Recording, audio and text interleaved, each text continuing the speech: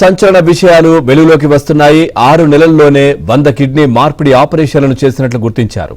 వైజాగ్ కు చెందిన డాక్టర్ రాజశేఖర్ ఎక్కువ కిడ్నీ ఆపరేషన్లు చేసినట్లు పోలీసుల విచారణలో తేలింది. గతంలో వైజాగ్ కిడ్నీ రాకెట్లో రాజశేఖర్ అరెస్ట్ అయ్యారు.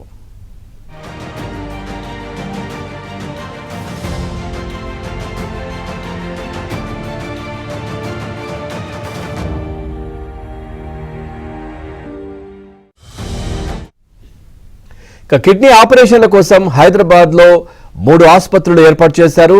మొదట జనని ఆసుపత్రిలో 60 కిడ్నీ సర్జరీలు చేయగా విషయం లీక్ కావడంతో ఆ ఆసుపత్రిని మూసివేశారు.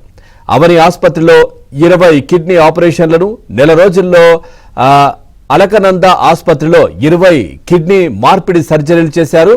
ఇక ఆపరేషన్ చేస్తున్న సమయంలో 3 మృతి చెందారు.